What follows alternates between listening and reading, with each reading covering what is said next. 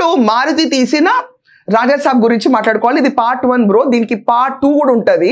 So part 1 గురించి ఇప్పుడు మనం మాట్లాడుకోవాలి. ఫస్ట్ ఆఫ్ ఆల్ ఇది మనం చూసుకుంటే హిందీ, తెలుగు, మలయాళం, తమిళ్, కన్నడ ఇన్ని లాంగ్వేజెస్లో రిలీజ్ అయింది మూవీ.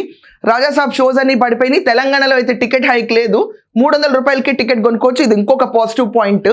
సో హ్యాపీగా ఎక్కువ డబ్బులు ఖర్చు పెట్టాల్సిన అవసరం లేకుండా రాజాసాబ్ మూవీ చూసేయచ్చు. దీని ప్రొడ్యూసర్ వచ్చేసి మనం చూసుకుంటే పీపుల్ మీడియా ఫ్యాక్టరీ వాళ్ళు. నాకు ఒక చిన్న రిక్వెస్ట్, ఈ సినిమా తీసే ముందు టీజీ విశ్వ గారు మీరు స్క్రిప్ట్ చదివారా? స్క్రిప్ట్ చదివే ఈ స్టోరీని యాక్సెప్ట్ చేశారా అంటే చెప్పాలి కదా. ఇంకొకసారి మారుతి గారు ఇట్లాంటి అడ్వెంచర్లు చేయాలంటే కొంచెం ఆలోచించుకుని చేయాలి. కొంచెం క్రియేటివ్గా వర్క్ అయ్యే మూవీస్ కానీ ఆయనకు సరిపడా మూవీస్ టేకప్ చేస్తే బాగుంటుంది. కానీ ఈ సినిమాలో మనం చూసుకుంటే ఫ్లాష్ బ్యాక్ ఎలిమెంట్ ఉంటుంది. ఫ్లాష్ బ్యాక్ ఎలిమెంట్, రాయల్టీ, దాని తర్వాత తాతగారు, ghost, horror comedy movie Rajasaab ఇక్కడ. సో ప్రాపర్గా చూసుకుంటే కనుక సెకండ్ హాఫ్ అనేది నాట్ వర్త్ వాచింగ్.